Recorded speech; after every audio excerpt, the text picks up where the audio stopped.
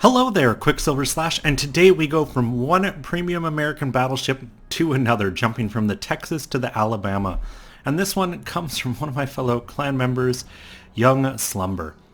And as you can see, tier 8 in a tier 9 battle, though mostly tier 8s. And these, I think, are some of the funnest battles when you wind up pretty much facing a ton of people in tier. It can lead to some really interesting results. And, well, I do enjoy the +2, -2 matchmaking. I think it adds the variety that this game needs. I wish there were a couple other game modes mixed in where, maybe on a certain map with like an objective or something, where one team's defending, the other's attacking, they lock it down to one tier or something, kind of like a mini ranked but in random battles. Just something that kind of popped into my head when I first watched this video, looking at just how many 8s there are. Beyond that, nothing too special about this match. We're on Two Brothers, Domination. The teams look pretty balanced, no like glaring radar disadvantages or anything like that. And when you look at what the team's doing, it's pretty much what you expect on Two Brothers. They're splitting for the most part. It looks like there may be a ship or two considering running down the middle, though I'm hoping they're just coming over to Alpha. Only time will tell there. And there's not much else to say. Only 2 destroyers makes this a bit of just a brawl. See, 5 battleships a team. I think, yeah, 5 cruisers and then 2 destroyers. So a lot of the damage in this one is gonna be to other battleships. And what that ultimately means, or at least what it means to me, is angling and patience is going to play a huge part in this battle. You cannot get yourself caught out of position side on to a fleet of battleships. Unfortunately, Yungslumber's first volley on that rune misses.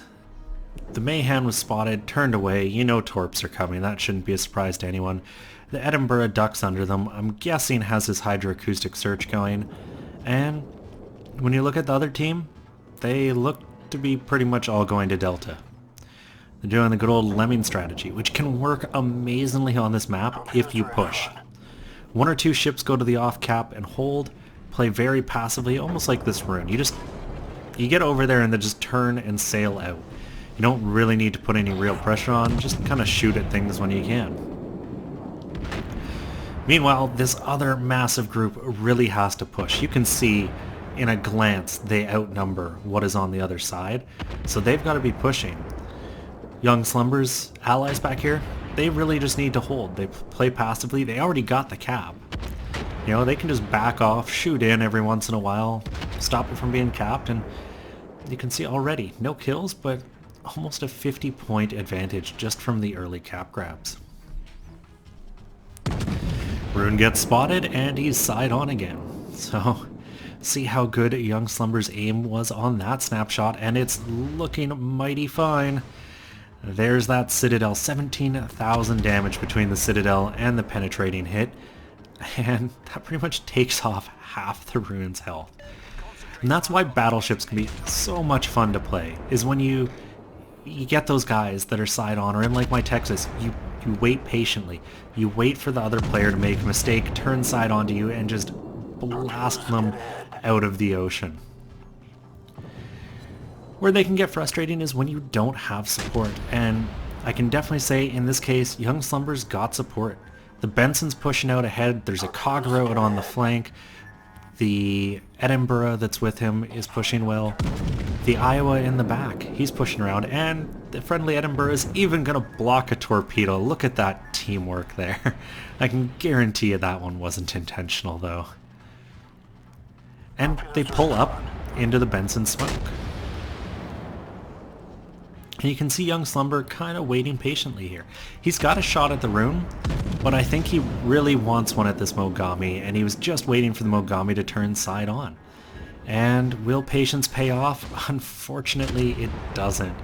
RNG got the better of those shells, basically just giving the Mogami's deck a nice, good salting.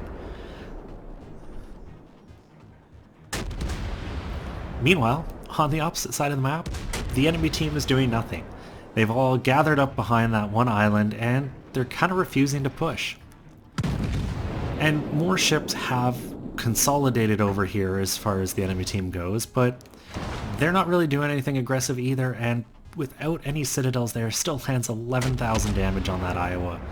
And side-on Iowas are just a dream. It's a dangerous tier 9 ship, but you cannot do what this enemy, whatever his name, on Accelerator 0 is doing. You cannot sit side-on. It just eats so much damage, it's long, and the citadels just aren't impervious. Now, maybe 0.64 will change that, or whenever they do drop that citadel a little bit, but I don't think it's gonna correct poor play like that. Because there's nothing wrong. If you sit a ship side on like that, you should eat massive damage because it's a mistake. Next up on the hit list is this Bismarck. Yungslumber's rounds going through 13,000 damage. And that's pretty much what, you know, you get out of a Citadel. Like, what, he got 17,000 for the Citadel and penetrating hit?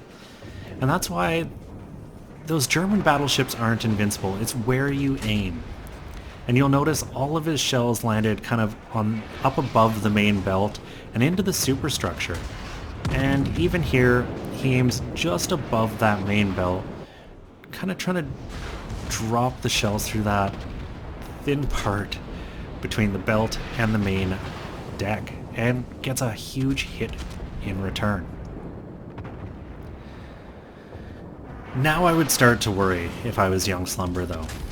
Not because of what's in front of him, because what is happening on the other side. The down 2 ships just lost a third, and you can see the enemy team on the far flank is finally pushing. But not all of them. Only, 5 of them are kind of pushing around. The rest have doubled back to come help at, their starting cap. Now the big advantage, that Kagero in the backfield is really going to mess with all these ships and provide consistent spotting, which is exactly what Yungslumber needs as he finishes off that Mogami with a Citadel, picking up his first kill. So that evens things out. They're way ahead on points though, and that really is something you can't ignore. With the kills now equal, at least in number of ships sunk, 3 apiece, there is a nearly 300 point differential between these two teams. The enemy team's got to do something, and they've got to do it quick, and they're just not. They are pushing around, but they're pushing outside of the cap. And all the ships that have turned back are kind of deciding to hole up at Bravo. And it's just not working for them. They are losing ships. That Bismarck is almost done. This Iowa, honestly, his one more hit if he sits side on. That Rune's not in too great a shape. Yungslumber taking another shot, though these aren't going to hit because the Rune is unfortunately turning out. One of the shells just grazing his hull. And what I would say is a big advantage to Yungslumber's team right now is this Cyclone. It can be very hard in a Cyclone to push. And, well, enemy destroyer right there, but he's not in a position to launch torpedoes. So Young just keeps his run over, gets behind this island, which will provide ample protection should any torps be coming his way. And this Iowa is all but dead. 9,000 hit points. He's stationed, well, he's driving backwards as quick as he can.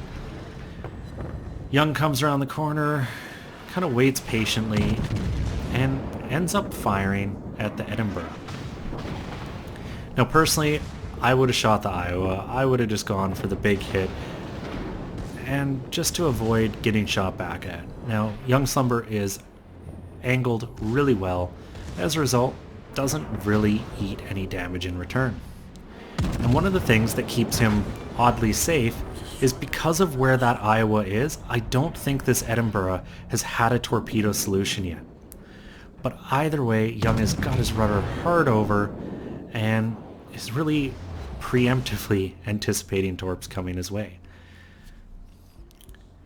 And finally, the enemy team over at Delta has sailed into the cap, but not before Young managed to get into this cap himself. And he is in a tricky spot. He's pinched between a couple cruisers. Fortunately, one set of torps just went by. There's the other set from the rune. And I don't think this Edinburgh has fired them yet. The smoke in front of him is dissipating. There's the rune. He's turning. Yungslumber fires a little bit further forward than you'd want, but still almost 8,500 damage. Crossing through almost 115k so far with these 2 kills. And he still has some support. Unfortunately, none of his support can see this rune, which is the only ship that he can see right now. Also, interestingly enough, in 0.64, they are going to put ranges on the visibility as it changes and closes in, so you know exactly what your visibilities are during the different parts of the cyclone. So, well, I thought of that. Just thought I'd point it out because it is another change and probably something you'll have to enable in your map settings. But I think it's worth knowing. And finally, there are some torpedoes from the Edinburgh, and unfortunately Yungslumber just started speeding up. He's not going fast enough for his rudder to do much. He crashes the engines. Will it be enough? And he just slips by, ducking under those, and is gonna secure this cap. Now the enemy team is starting to finally make a proper push. Looks like their destroyer, probably their Kagero, has gotten into Charlie, and now we play Ring Around the Rosie. The Edinburgh is in his smoke, so if you play this smart with the rune, you just stay out of detection range or visibility, drawing range from this Edinburgh. You can fight the rune, or vice versa. You can fight one of them at a time. And well, the one to eat damage here is going to be the Edinburgh. A pair of them to shoot at him, and this is a shot I just take. British cruiser, he's pretty thin in the bow. 15,000 damage, proving that. And hopefully his allied Edinburgh can finish this guy off in short order. Defender there is turning, which probably means torpedoes in the water, so Young has to react, and it's going to put him side on to this rune, who really at this point should be using AP. 6 kilometers away, side on battleship. That's time for an AP, and there it comes. And you can see 6,000 damage that volley, and that's kind of what you get every single volley. But Young's no fool. He keeps his rudder over, re-establishes a good hull angle despite the rather thin rear plate on this thing. It's better than being side on like he was. Takes a shot, gets one penetrating hit, and now it is 5-on-3. And unfortunately for Young, he doesn't have a lot of health left. The real strength here, though, is they've got a massive point lead. And without any spotting on the enemy team, it's hard to know exactly where they are, how they're moving. But if you assume it is the Kagero that's charged ahead into Alpha, you know he's going to have a decent amount of spacing ahead of whoever else on his team is following in behind him, with maybe the exception of the Scharnhorst. And I like the chat. Young saying, I'm not sure where to go. Like, what should we do? The Edinburgh is asking if the Baltimore's got radar. And you can see what the cruisers have decided to do, and I think that was a terrible play. And the main reason is, there's just nowhere to run if you come face to face with something in that channel. The only plus side is Young now knows where 2 of their battleships are. And that's a pretty big advantage to have. Unfortunately, the Scharnhorst just finished off the Baltimore, and the Edinburgh and Scharnhorst are probably about to torp each other. The rune reappears though, and I honestly think you could not have better luck than this. Young was already coming around, his main batteries pretty much face on, That rune is not nearly angled enough. He gets his rudder over, not in time, eats nearly 15,000 damage, and gets wiped out. And that is a huge kill to have gotten there. Next up is a Colorado, and I will point out, for a moment there, it was 1 versus 5. Simply because of when the torpedoes between that Edinburgh and Scharnhorst hit, the Edinburgh died first. And as a result, Young is up for a potential solo warrior here. And this is a situation you don't find yourself in a lot, and honestly it's going to come down to timing. You can see Young keeping himself really well angled against those Colorado shells, and he's continuing to close the distance, and I like this move. The Alabama is very maneuverable, it's quick, and at this kind of range you can't miss. 13,000 damage. He's going to get his rear turret on, but he has to be careful not to ground himself and make himself a sitting target. There's the rear turret, another 4,000, and he's got this Colorado in a carousel. The Cogro torps are coming in behind him. Hopefully he can just duck out. He's got the rudder over, the speed is coming back up. He manages it, puts shells right into the stern of the Colorado, finishing him off, and now it's 1 versus 2. The Cogro's position is knowing the points are still counting up. This enemy Cogro has to get into Bravo. Otherwise, they're not closing that point gap. And that's really what's going to determine this game. You can see the points, they come in slow, but they're still coming in. And because of where that Cogro laid his smoke, he can't get into cap without getting spotted. He sails out, side on, Young is full ready to shoot him, wipes him out, and wins it. And I cannot believe that ending. And the solo warrior, he definitely did his part for it, but the timing between that Edinburgh and Scharnhorst in the channel helped out a bit as well, though I'm pretty confident with the way things were going. Even if that Scharnhorst survived and sailed out, Young would have killed him too. And what a game. 542,000 credits, solo warrior, dreadnought, Confederate, high caliber, fireproof, Kraken Unleashed, just shy of 200,000 damage, and the 5 kills total, and surprisingly few citadels, but he was getting consistent damage even without the citadels. And that shows, generally, some good aim on his part. There's some people who, will have the good game once in a while because they've got 10 or 12 citadels, but if you can have a good game without landing citadels, you're golden. He winds up top of his team, 3,101 base experience, and saves the game. And what really helped was they had 3 caps for so much of that battle that despite being down so many ships at the end there, they still had a healthy point lead, and it forced the enemy team to have to do something aggressive.